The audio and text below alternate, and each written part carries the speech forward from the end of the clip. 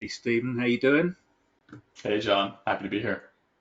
Good, good, good. Well, thank you so much. I'm going to introduce you properly or give you a chance in a second. We'll just give another 60 seconds to let people come in. And guys, if you're joining now, can you just tell us where you are from? Drop it into the chat or the questions or wherever you drop stuff. I don't know, it changes every time. Stephen, where are you dialing in from? I am just north of Seattle, Washington, on the west side of the US. North of Seattle. And what's the weather like where you are this morning? Surprisingly starting to be nice. It's about 60 Fahrenheit, so we're getting some sunshine. I think you and I have talked a little bit about you guys got a little bit of sunshine before we did, so now it's our turn. Stephen, our summer is here. It's going to last for about 24 hours. So just see, we got Jasmine from Leicestershire. I should have let you pronounce that one, Stephen. Um, uh, Martina's from Italy. Manav's from Gujarat in India. We got Balaji from Atlanta, Georgia. Okay. Well, another 30 seconds, and we're going to get going. Today is going to be it's going to be pretty wild. Today's webinar. It's probably got more moving parts than that I don't know than a Switch watch being assembled on a roller coaster by chipmunks on caffeine, and it's live, so anything could happen here, Stephen. So let's let's get into it. Let's get into it. I think we've got a good bunch of people. We'll go through the housekeeping in a second. But first of all, Stephen, thank you so much for joining me. Can you tell us a little bit about yourself and what you do? Of course, thanks for having me. I am co-founder and CEO of Trio SEO. We are an SEO agency and have been around for about a year and a half, but been doing SEO for almost a decade. Before Trio, my partners and I, we were kind of each on our own paths of entrepreneurs, a portfolio of about 40 blogs and published around 300 to 400 articles per month. So that was my introduction into content and SEO and how to rank websites and drive revenue through SEO. And my partners, Connor Gillivan and Nathan Hirsch, have a successful track record of SEO as well.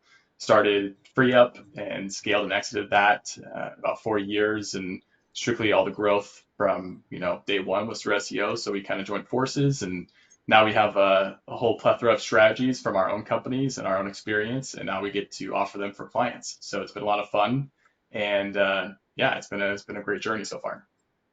Well, thank you so much. And I cannot think of a better person to join me on this as we look at the things that we can do with AI in terms of shaping content and other things in the SEO workflow. So, in terms of today's housekeeping, usual stuff, if you've got questions, please ask. We're going to have time at the end for questions, but if we see any good questions on the fly, we will answer those. User interactions, we love those. So if you want to test out your thumbs up or your hearts or anything like that, then please feel free to do so as we go through the session. Thank you so much, everybody. Colin, Brandon, much appreciated. Jenna as well. So the contents, we're going to talk about AI in SEO to begin with, and I'm going to be interested in your opinions on that, Stephen. We're then going to go through four areas or four things that we've categorized our tools and our processes into: research, analysis and insight, content, and everything else. Everything else, that includes how to lock down your GPTs or how to reverse engineer other people's and how to sound human. So lots to come. But let's start with a poll. How much time is AI saving you in your SEO workflow today? So you should get those answers popping up. Stephen, I know your answer. What would you say? What would yours be? Surprise, yeah, surprisingly very little. I'd say it's kind of less than you'd think, but surprisingly, where I do get a lot of my AI is doing large data analysis in SEO. So if I'm looking at crunchy numbers or doing keyword research strategies, or even trying to think of formulas that I don't know how to create that probably have a 50 different commas and apostrophes in them within Google Sheets, that's a great way to leverage AI. I totally agree. Excel formulas. I bet many sites went out of business when ChatGPT entered the scene. So yeah, absolutely. And what are people saying? Let's close that poll. The majority, 67%, a little, and I want more. Well, you're in the Yeah. right place. None, it's all hype. Thank goodness nobody said yes to that one. So let's get into your general thoughts. What are your thoughts? Imagine you're pitching to a client and they say, well, are you using AI? Because I've heard it's very good and that's going to save you time and money in the work that you do for me. So what are your thoughts on it in the process? Yeah, so at Trio SEO, we're 100% human written and human edited content. We Yep. look at SEO, or we look at AI as a extension of our toolkit, and that's how it should be treated. It's not a replacement, but we do try and leverage it in certain areas that can offer value within, whether that's going to be automations, whether that's going to be analyzing resources from clients, whether that's creating brand briefs. And so how can we save time and digest information easier and then also use it and leverage it moving forward? So I think it's a great tool. I think that it's only going to get better from here, and I'm excited for everything we're about to discuss. Wonderful. Thank you. And I'm hoping if what I do today works, then you will say at the end, can I have that prompt? I would like that GPT. So if you don't say that, then for me, it hasn't worked. But I just wanted to start before we get into the guts and we start giving away all this free stuff. There was some research, and this was done in Finland, and it asked people the question, how could AI make you superhuman in your marketing work? And I think those answers are super interesting. Most people, 90%, I'm going to get my work done faster. It's going to inspire creative thinking.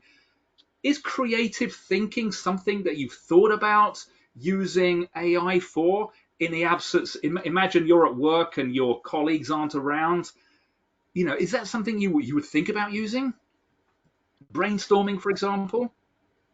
Yeah, I think so. I think that, I use it also for LinkedIn as well. Like I create content quite a bit, and if I look at like here's all the historical posts that I published to date, can you try and find some ones that are spin-offs or similar to that? Um, Uh-huh. for human, we have a limit, and so I think that there's always going to be great ways to leverage creativity and just spark new ideas and start the conversation so you can kind of lean into certain areas that you probably wouldn't have explored. Fantastic. Well, hopefully we got some good conversation starters today.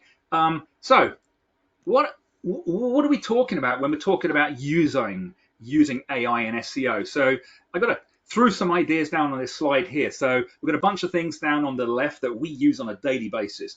ChatGPT, SearchGPT, building GPTs. I've got a suite of these things, my mini assistants. I'm going to give away some of them today. Gemini, goodness me, Gemini improved in the past 10 days. And then on the right-hand side there, we've got content ideation, code writing. Stephen, do you write code at all? I don't, thankfully. Well, thank goodness you were born when you were, because now you no longer need to. All the coders out there are going to hate me, but to be honest, I gave up trying to write code the minute I found this, because it writes it perfectly. So these are just some of the things that we're going to talk about today, some of the mix and match ideas. Is there anything that stands out there that you think that sounds interesting? And I'd like I to think see that. I think the prompts. I think that, people are always looking for good prompts. How can we save time? Because that's what I've seen is that people know the power of AI, but they don't know how to capture what they're looking for. How do they present that information to them? So, yeah, I think there's lots of good stuff here. I tell you what, Stephen, you hit the nail on the head. Prompts. And often I'll sit down with my team and I'll ask them, let's all write a prompt to do something. And it's quite extraordinary to see how amazing or different and all the wild ideas people come up with. But prompts are for sharing. Let's get into some of these. Now, whenever I see something that I think I'm going to have to repeat that, I've done it before. I'm going to have to do that again. My goodness, that sounds boring. Keyword research or analysis or breaking out conversational equivalents or analyzing a piece of content. I think literally, can I build a GPT? And within 2 hours, I can normally build something pretty good to share amongst the team to be improved upon. And this is the process that I'll go through. And we will share the prompts today. Think about the task. Maybe it is keyword research or keyword extraction or writing a piece of code. Build the prompt, feed the GPT with data. By that I mean don't overload your prompt. If you've got some custom instructions or you've got information about your audience, tone of voice or market demographic, all of that should be supporting documentation. And then you do a bunch of testing, tweaking, share with your team, and you've got something pretty special. And we will see some examples shortly. So just to summarize, before we get into the guts, building a GPT. You can build a GPT in 60 seconds to do something. Think of a GPT as a prompt that you will come back to and use again and again and keep on improving. Now, the rate of change means that if you built a GPT based on a prompt 6 months ago, chances are you need to build it again. For today, Stephen, I literally rebuilt everything that I haven't touched in a month. It all needs upgrading. And you've got to keep on improving, because as you learn to prompt, you get better at it, so you can reiterate, go back into your GPT and improve it. And most of all, share these things. And I was on a webinar last week with some of the guys from Perplexity, and the CEO, Arvind, was on there. And literally he said, all I want you to do, guys, is share your prompts, share what you're doing, and get other people to improve them. Don't cram them. And of course, lock it down. And we will give away code to lock down your GPTs. And in terms of categorization for today, really, we got 4 areas. Research. I've got to go back to deep research. It has moved on 10x in 10 days. Analysis and insight. I'll show you how to build a SERP scraper in 30 seconds. How to then extract information from that so you can understand the SERP better. Content. Stephen, I'm going to be interested in this. Can we build a content outline that would tick the boxes for you? Maybe not, maybe. And then everything else. So how does that sound? Amazing. Let's dive in. Let's dive in. Okay, research. Now, I go backwards and forwards when it comes to doing research, but certainly when it comes to becoming a topical authority, when a customer says to me, this year we want to own sleep, we want to own skincare, we want to own X, Y, and Z, I will turn to deep research. Let me ask you, Stephen, client wants content on a subject or a topic that you're not that familiar with. How do you go about that? The main thing is we always start with asking the client for resources, because obviously we're a bunch of SEO nerds, but they know their business better than we know their business. So we ask them to kind of help facilitate a little bit of that research, whether that's going to be internal sales collateral, internal marketing documents, whatever they have on hand. Hopefully they have some stuff, but if not, we'll just kind of go look at their competitors. We ask for that. Part of our onboarding process is pretty in depth, so we can make it work. Okay. But I think that traditionally the hub and spoke model of SEO is the best way to build topical authority. I think that anybody who knows that or has heard of it knows it's kind of the true north, and trying to find what the pillars are going to be for that client, and then just trying to figure out where the demand is and where the search intent is behind each of those topics, and how does that map to the customer journey, and how can you develop content that works together to create almost an ecosystem or a cluster of content within that, and just hit it hard. I think that the consistency there is a big part. So, if you look at a cluster topical map and there's 20 articles or 20 potential articles you can go after, don't just do 2 and leave it at that. Like, it makes sense in order to spend a little bit of time there, flesh out the entire thing, do the internal linking, do all the kind of nuts and bolts of the SEO process. But patience is a big one. I think you just have to go down the rabbit hole and be ready to, explore what you find. Let's go down that rabbit hole.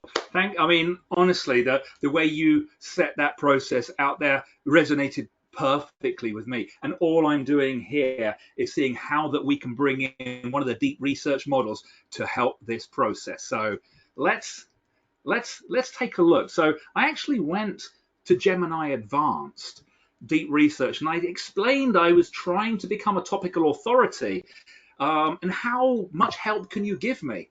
This is the answer that, and it actually gave me a table, Gemini Advanced Deep Research.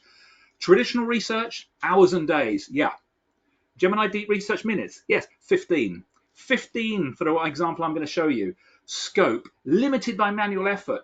Gemini Deep Research, hundreds of websites. And guys, if you tuned into my previous webinar where I demonstrated deep research, think so much better. Wow, wait till you see what we got. Information synthesis. Stephen, I've looked at 250 websites, YouTube videos, subreddits, all of this. How the heck can I get through that and get rid of the rubbish? Oh, wow. Minutes. Insight generation. AI-powered identification of themes and relationships. Relationships between content. And for me, I'm thinking, wow, conversational search. AI overview is all about relationships. Okay, wonderful. The flow and then the demo. Define what you're looking for when you're speaking to Gemini. Agree the content. You can ask Gemini to build you the prompt. Of course, once we're happy with the research, my team of researchers go off, Stephen, and do all of that, and I guide them towards whether I'm looking Gen Z, whether I'm looking Gen X, whether I want discussion, etc. And then I extract the keywords and the topics, feed those into Pi, and the rest is history. Let's see if we can do this live, shall we? Okay, Sure. Let's do it. Let's do it. Here we go. Oh, yeah, Gemini. Okay, so when you go into Gemini, the first thing you're going to want to do is see your options here. And there's deep research. Every time Gemini does an upgrade, you get a little blue marker there. But I'm just going to start in Flash because I want Gemini to help me understand and write a prompt for a particular topic. And I'm going to cut and paste one here. So this is what I'm looking for. Now, I need help building an expert level prompt only. I have prepared one as well. I'm not going to read through all of this. I want some deep research, okay, etc., etc. We're going to share all of this afterwards. Now, here's the interesting bit. In my research, I don't want it going to Wikipedia or anywhere like that. Pay particular attention to fast content. You ever heard of fast content, Stephen? I haven't. This is new.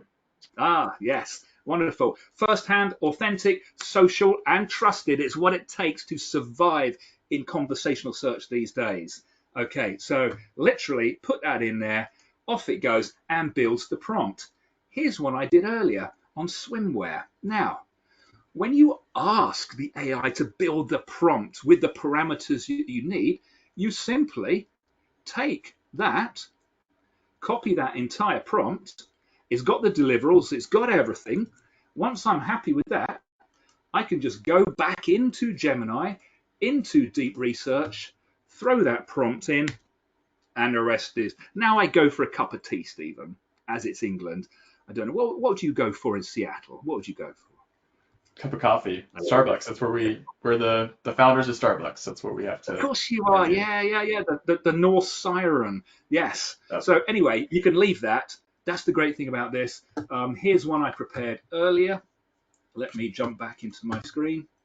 And here we are. This was swimwear. Now, this is the native output. What to expect. Influential people and brands, influencers. But this is what I want to get to right down here. Right down here. Okay. Sources used. Whoa. Those are the sources.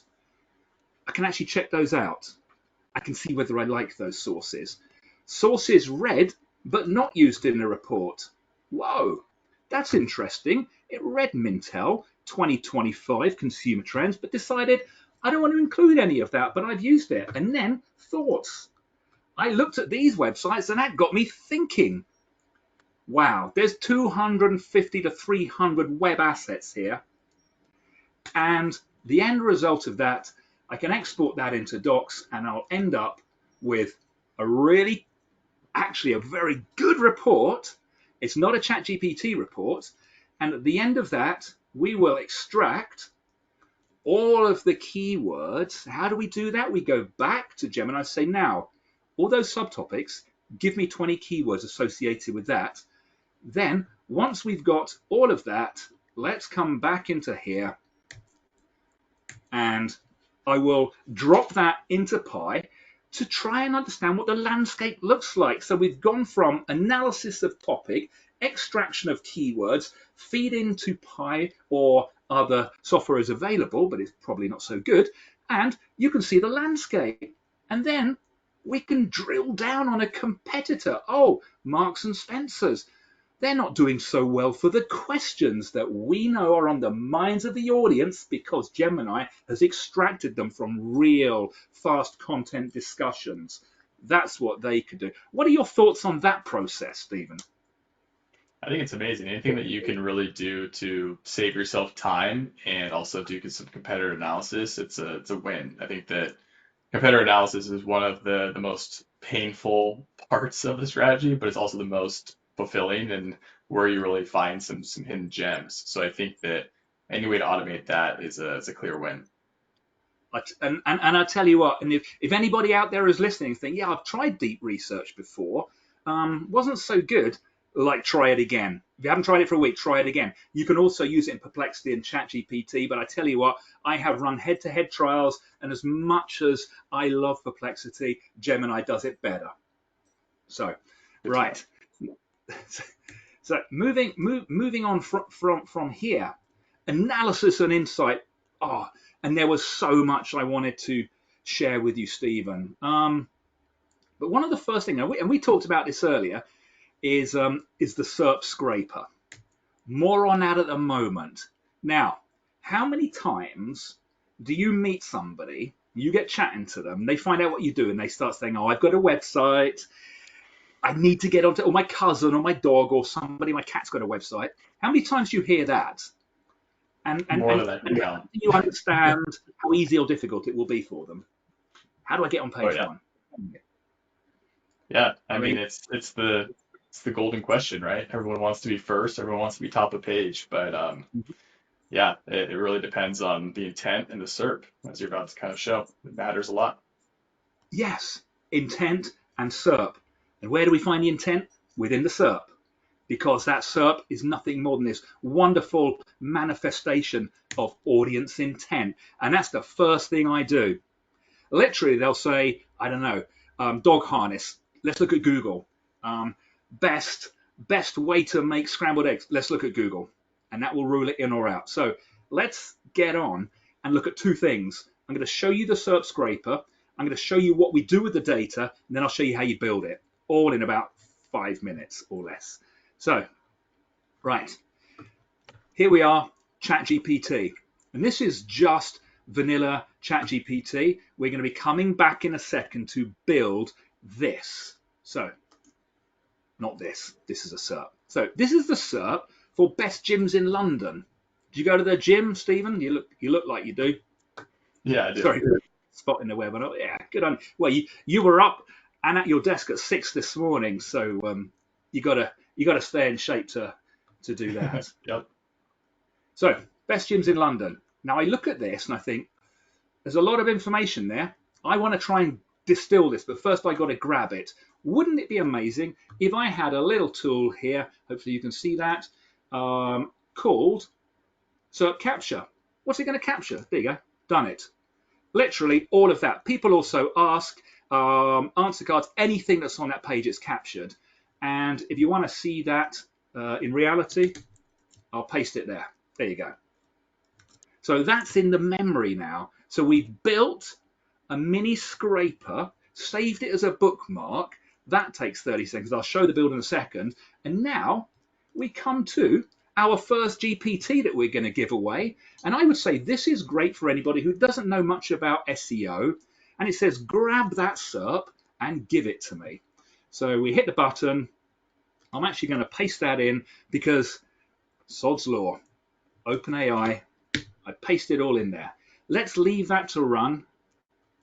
And I'm going to come back to the one I ran just before OpenAI decided to shut down. And here we go. You hit the button and SERP to SEO. It's a tool that helps you make sense of the landscape. Paste in the SERP generated by the Bookmarklet, enter the query, pasted it in there, and then this is what it does. It actually builds you out that SERP, recreates it nice and neatly, extracts all the people also ask, related searches, best gyms in London. It pulls out the most common themes, the most common URL slug. I mean, to be honest, Stephen, this could do anything you wanted it to. It could tell you the That's number of amazing. images and the number of videos. If I sent this to you, I bet you could improve it and you could use this. What are you thinking?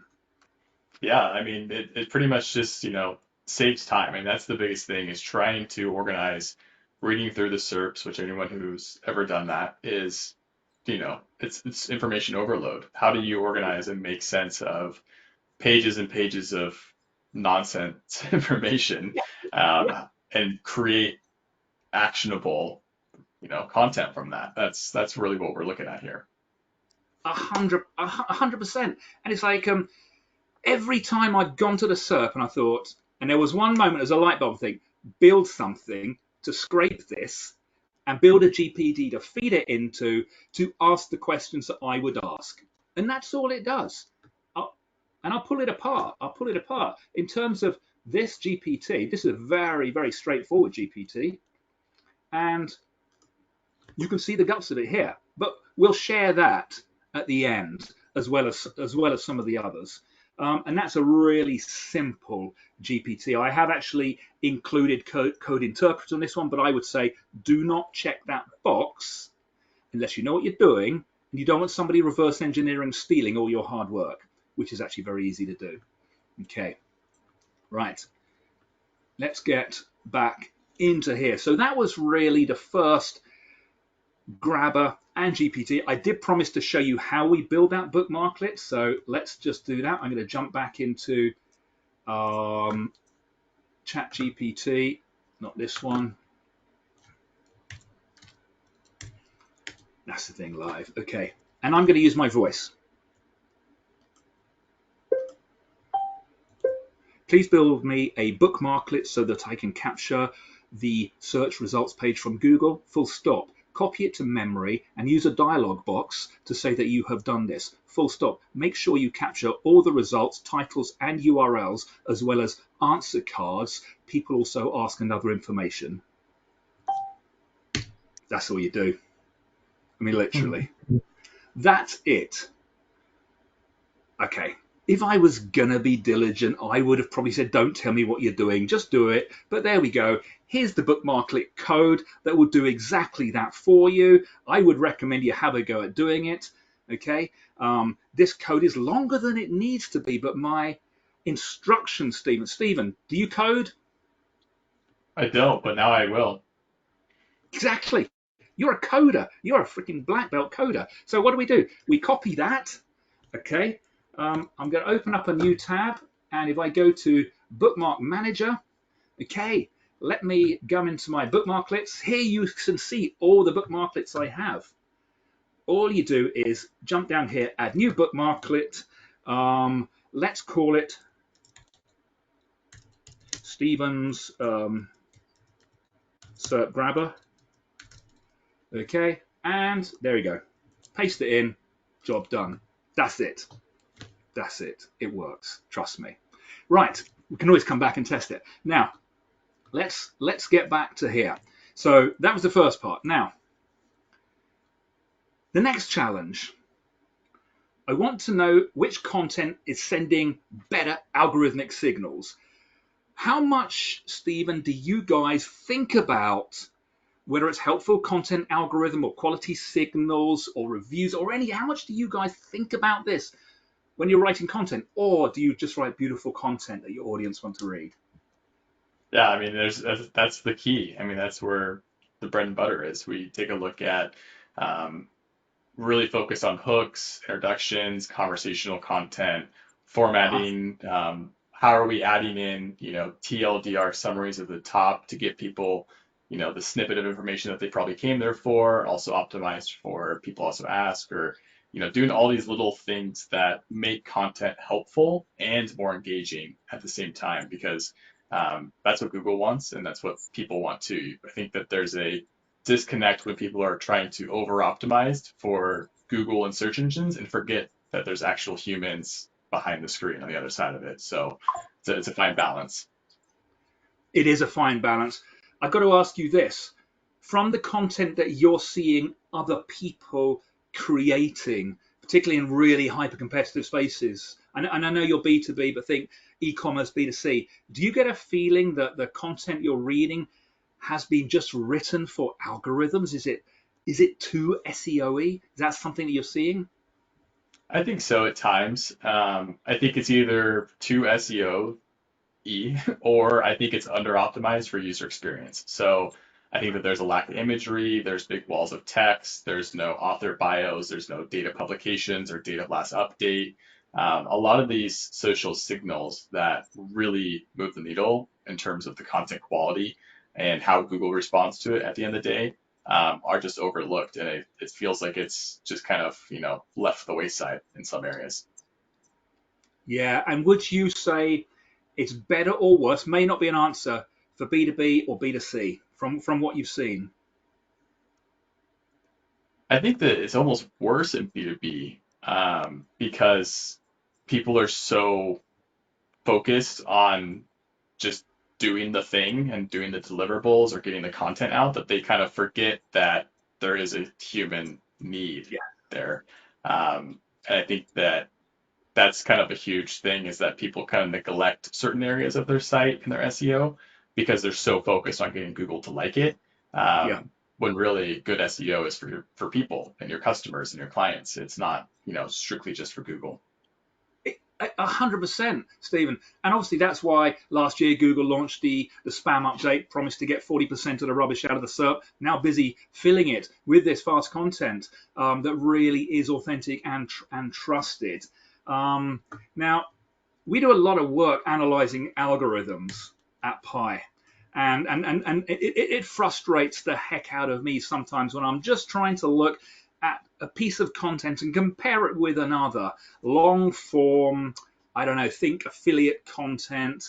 Which one's sending the most helpful quality? So built a GPT, plugged in Google's helpful content guidelines, and it actually does a pretty spectacular job. So let me show you what we're talking about. So here, let me get back to the helpful content analyzer. Compares target content with a competitor of your choice and makes recommendations. Okay, I'll pull it apart in a minute, show you what it looks like, but this one has got the helpful content recommendations abridged and improved plugged into it so it knows what it's talking about. Let's see if this is going to work for us, shall we? Searching my knowledge, that means I'm reading up about the helpful content guidelines, and now give me the target URL. So I'll tell you what I'm going to do. I'm just going to grab one from this previous SERP here. Let's take one from down here. Okay, so I'm going to open that page. Now, what you need to think about right now at this point is don't always trust the AI. I have built-in instructions to this, Stephen, that says if you can't read it or it's got a blocker or it's preventing crawling, then ask me for the text. And for that, we've built a really nice bookmarklet. Okay, number two, let's get the competitor. Okay, I'm just going to choose this one. Where's my URL? Okay, and in we go. Helpful content. That'll do. And is it going to work or is it not? Okay, it's given us a choice. Let's just go with that. I'm happy with that. While it's doing its thing and doing a bit of A/B testing, okay, let me show you the one I ran earlier. And this is the result. I tell you what's going on here, Stephen. West Coast America is waking up and they're all getting onto ChatGPT and it's causing me issues. But not to worry. That's why we do this. Look at this. 2 URLs. It's actually pulling out from the content, analyzing the helpful content algorithm recommendations stage by stage and giving some scores here. Now here's the test. You want to test this, is not just trying to help you out and be nice. Switch your URL for the competitor and just check those scores. Because if you do it and you're a little less strict in your instructions, it will always say your site is better than your competitors. Just trying to be nice.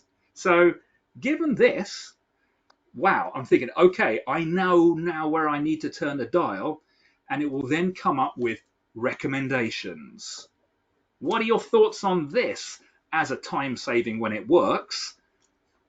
GPT. Yeah, I love it. I mean, what I would think to do here is try and find common themes and create, an SOP or sort of checklist for writers and such so that this now just becomes a part of your process moving forward, Uh-huh. instead of having to go back and compare or trying to um, do this process from the start, 0 to 10 every single time. It's like, how can we use prompts like this and tools like this just Yeah. to level up our skill set and level up our entire process moving forward so that every single piece of content from here on out is Mhm. dramatically better.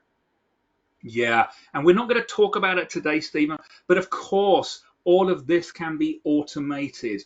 All of this can be plugged into your workflow, and that's super easy. Maybe we'll have a session on that one. But as we move against the clock here, oh my goodness, marketing will kill me if I didn't mention this. But of course, if you want all of this on steroids, and you want this, and you want a platform to do all of this for you, including internal linking, etc., then I would definitely be downloading Pi or asking for a demo at the end. But let's talk about content. Content that is king. Content that is crucial to your visibility. Now, quick poll here. Do you know a friend? We all know a friend who is pushing out pure vanilla AI for SEO. My dog's trying to gain entry to my shed at this moment. I'm wondering if I should let him in or no, I better not. Okay. Yes, and it's working for them, 11%. Yes, and it's not helping, 43, 40. No, and it's not a great idea, 25. No, but I'm up for it if it gives me visibility. And I tell you what, yeah, it can work really well. I shouldn't be saying that, but it can work really, really well. You layer it. Okay. There we go. Okay, so the final result, the majority of people, yes, and it's not helping. Okay, if you've done it and it's not helping, just drop a comment in here. I would love that. And I will also make an effort to come back to you to look at the content you're creating to see if we can help. No, but I'm up for it if it gives me visibility. And yeah, it can do. Okay, so help me outline my content. So I've got an idea. I've done some deep research. I've thought about what I'm going to write about. Now, wouldn't it be nice if somebody broke it all down for me? Wouldn't that be nice, Stephen? Would be. It would, wouldn't it? Well, let's see if I can change your mind on this one. So we've built a GPT that will outline a story for you. I think it works really well. And then when it comes to actually shaping the content from the outline the GPT creates, again, we'll give this away, use Claude. Claude with custom instructions. It's beautiful. Let's have a look. Let's see if we can get this one going. So I'm going to come straight through to, go up, no, this way. Window, bear with me. Seem to have lost a bunch of windows. Ah, here we are. Thank goodness for that. Okay, the story outliner. So let's shape a piece of. I should have chosen one that you're working on now, Stephen, but that would be unfair. So I am going to create a piece of content. I'm going to hit the button to start. And of course, here you go. First, let's get started. Give it a title of the post. That's the title. And you know what? I'm choosing a title that I'm interested in. I would like to read myself. And I can also tell if it's any good. Okay, do you have any additional information? Yes, as a matter of fact, I do. And that's the clue. So I've asked in the prompt to do this, but please ask me for more information. And here's my more information. Okay, please mention the Google spam update. Okay, and I've put in a couple of quotes from Google as well. And here's one. Google said what ranked in 2023 is not going to rank in 2025. Okay, and they want to show more social content. And I've asked it to focus on e-commerce. Right, Go on in, draft it out. Okay, so it's not writing it, remember, it's drafting it. Let me have your thoughts, Stephen, on this as it does its thing. So we got the introduction, okay. Google's March 2025 statement, a turning point for search. I might use that for my next talk. Okay. Again, I'm not going to read it in detail, but I like what I see. What are your thoughts? Yeah, I think this is great. I think that, getting this much work done ahead of time is always a huge time saver. I would definitely kind of like what we've talked about in the past is take this and run with it. I think that this is not a done for you approach. Yeah, Definitely take this and see if you can optimize with specific keywords using Ahrefs or SEMrush. How can we add in frequently asked questions? Where are we adding snippets? Where are we adding TLDR summaries? yeah, Also, I would say is try to only imagine this also from the writer's point of view. So where are we adding in pros and cons lists, bullet points, tables, statistics, all those other things that are really going to push this forward and really make it come to life. and you mentioned those statistics, those sources. Again, I'd be going back to my deep research, and I'd probably get my deep research and my GPT to talk to each other via a Google Sheet and a Google Doc. And then I can go for a longer tea break because the AIs are just doing their thing. So anyway, so we've got this wonderful information, and let's not we didn't want vanilla. Let's bring in one of my favorite AIs, and that'll be Claude. I love Claude. Okay, this is the free version because it's the account I'm using, but I would normally use the pro version. But this is what I said. I'm writing an article for my website titled "This is the importance of quality," etc., etc. I need your help with the content. Who's it targeted at? Business users. I'll give you the sections one by one. Do you have any questions? Now, always ask, do you have any questions? Okay, and it may or may not come back with questions. Okay, offsite, I guess your folks. Yeah. I'm just going to say ignore that. Okay, all okay, all good. Here's section one.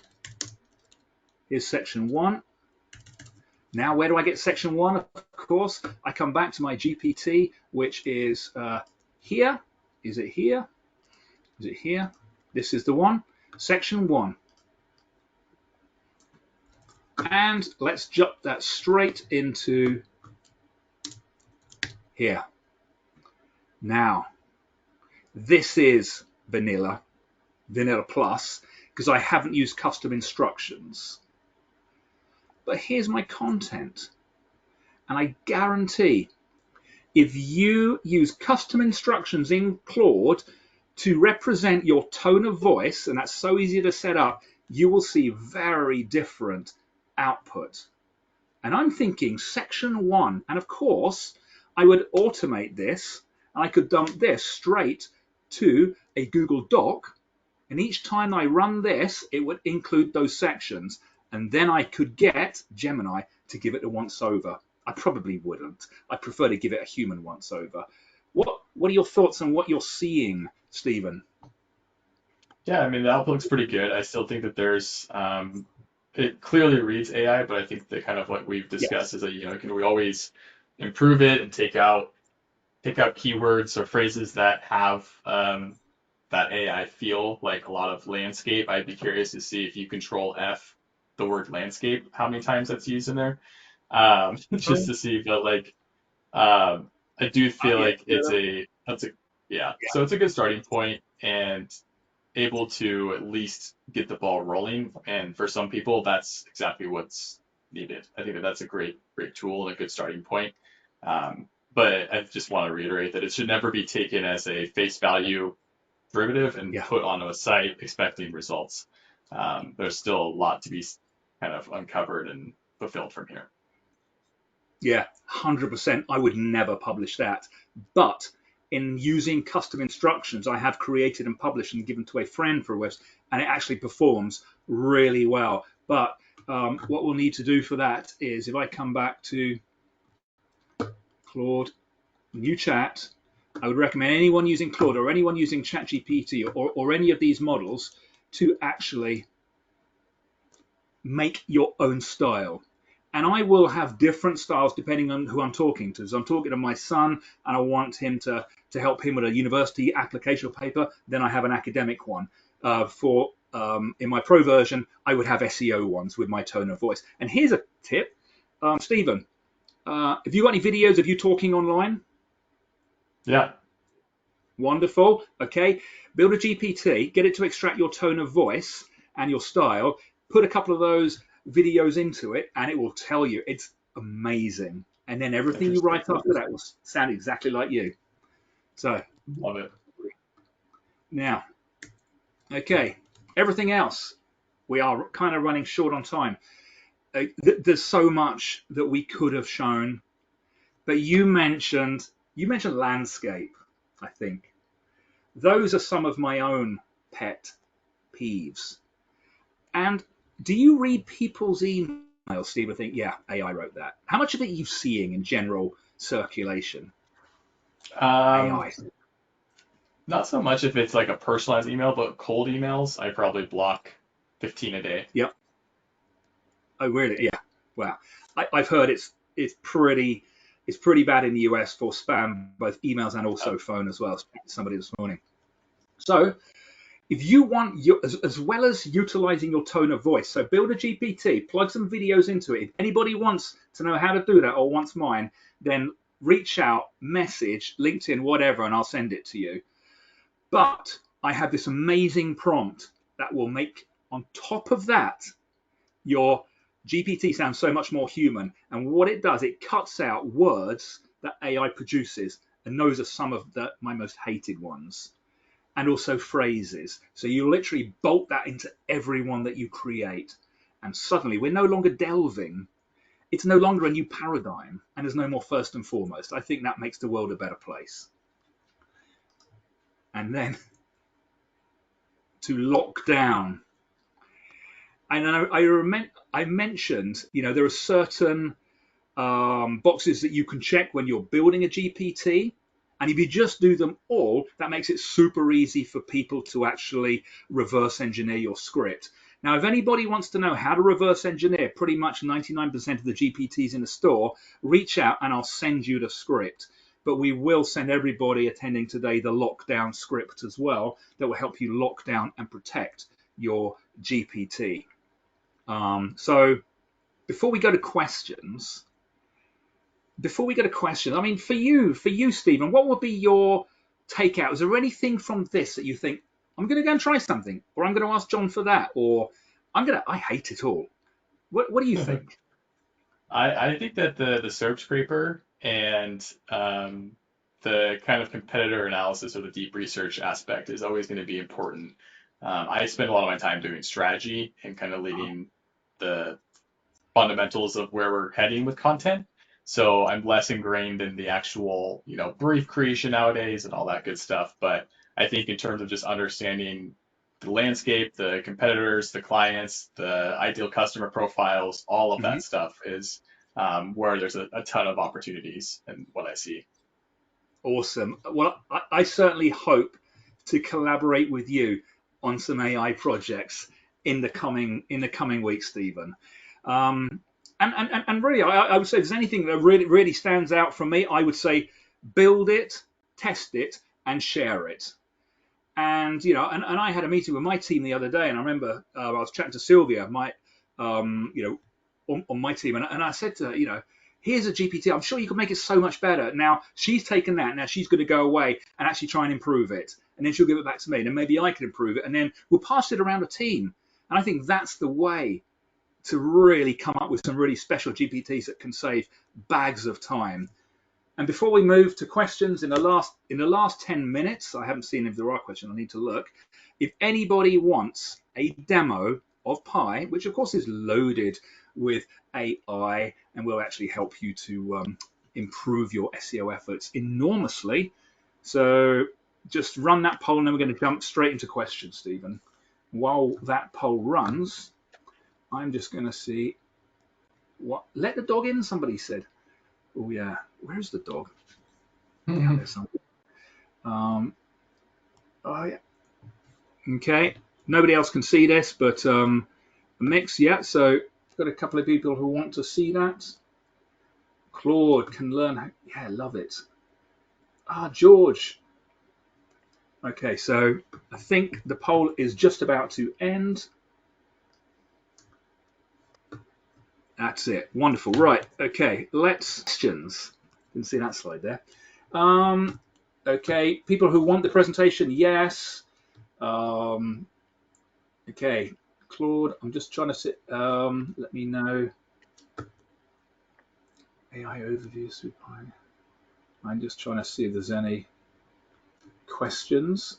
Any questions from anybody? Most of them, I think, have either been answered or they relate to actually getting hold of the deck. So are there any, I mean, before we finish, Stephen, I just want to say thank you so much for, the sun's coming into my shed now. Thank you so much for coming along, and I look forward to having many more conversations with you about your approach, particularly to B2B SEO and content creation, because for me, I'm thinking there must be so many ways that we can utilize generative AI to at least make a little saving with some of your processes, Absolutely. And so thank you so much for being here today. Thank everybody for attending. I'm just looking to see, okay, lots to think about. Chat appears to be turned off. Oh, here you go. Here's a nice one from Mandy. First webinar I've seen that is actually sharing useful information on AI and marketing, which is wonderful. So thank you, Mandy. Now, before we go, Stephen, any final words for our audience? No, I think that we've you've covered it so well, John. Thank you for putting this all together for everyone too. I think that there's so much to be said around the opportunities that AI has and just where the world's going. It's really important not to be reliant and just look at it as a tool and really try to understand the inner workings of it and how it can be used to just, carry things forward. So very exciting future ahead. I'm excited to kind of be a part of this journey. And I'm so grateful that you are a part of it, Stephen. There's no escape now. And I would say to anybody out there who's listening in, who is either just starting on working on building GPTs or AI, generative AI solutions, and wants to talk more about it, then please reach out, because I have a ton, or we at Pi have a ton of these to share. Tons of prompts, pretty much prompts for everything. So I would love this to be the start of a conversation. So thank you, Stephen, and thank everybody who turned up today. I'm sure I've forgotten to say something and I'll get told off tomorrow, but anyway, cheers, Stephen. You have a great day, buddy. Thank you. Likewise.